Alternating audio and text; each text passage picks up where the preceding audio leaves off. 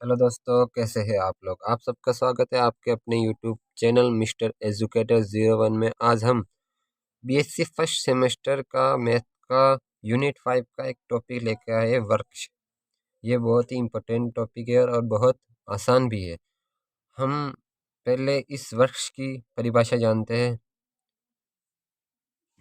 पाश रहित संबंध अदिष्ट ए चक्रीय ग्राफ एक वृक्ष कहलाता है, अर्थात वह ग्राफ जिसमें न तो कोई पाश हो, न ही उसमें समांतर कोरे हो और न ही वो चक्रीय हो।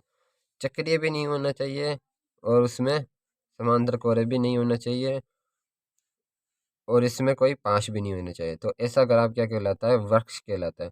अब आप सोचेंगे कि पाश किसे कहते हैं। आप ग्राफ थ्योरी में पढ़े होंगे पाश किसे कहते हैं। अगर नहीं पढ़े तो हम आपको बता देते हैं।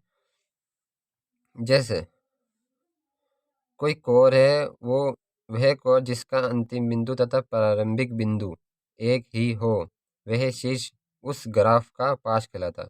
अर्थात वह कोर जो जहाँ से शुरू हुई और वहीं से खत्म हो गई, जैसे ये है। इसमें ये कोर E4 V4 से शुरू होकर V4 पे ही खत्म हो गए, तो ये V4 का एक पाश हो गया। समझ गए होंगे आप। V4 का क्या हो गया? पाश हो गया। अब चक्रीय ग्राफ किसे कहते हैं? चक्रीय ग्राफ मतलब बंद ग्राफ, अर्थात वो बंद होना चाहिए, खुला नहीं होना चाहिए। वो खुला होगा तो वो चक्रीय होगा। और दिष्ट ग्राफ किसे कहते हैं? जिसमें दिशा हो, अर्थात हम इसमें दिशा लगा देते हैं तो वह ग्राफ क्या हो जाता है? दिष्ट ग्राफ। तो वृक्ष में एक क्या क्या है कि इसमें न तो पाश होना चाहिए, वह ग्राफ जिसमें पाश न हो, और न ही वो चक्रीय और न ही उसमें समांतर कोरे है। अब हम आपको इसे एग्जाम्पल से समझाते हैं। जैसे हमारे पास ये ए ग्राफ है और ये बी ग्राफ है। ए ग्राफ में क्या है कि ये एक खुला ग्राफ है, इसमें न तो कोई पाश है और न ही समांतर कोरे है। और बी ग्राफ क्या है? इसमें देखो ये पाश है और ये चक्रीय हो गया क्योंकि ये बंद ग्राफ हो गया। अर्थात ये ग्राफ क्या होगा? वृक्ष नहीं होगा। और ये वृक्ष कहलाता है क्योंकि इसमें ये फॉलो कर रहा है इसकी गाइडलाइन। तो अर्थात यहाँ ए वृक्ष है परंतु बी वृक्ष नहीं है, क्योंकि बी चक्रीय है तथा इसमें पाश उपस्थित है। तो आप समझ गए होंगे कि वृक्ष किसे कहते हैं। अब हम आपको एक और एग्जांपल से समझाते हैं। जैसे एक कोई ग्राफ है जिसमें V1 V2 V3 V4 चार शीर्ष है, तो इसमें कोरों की संख्या कितनी है?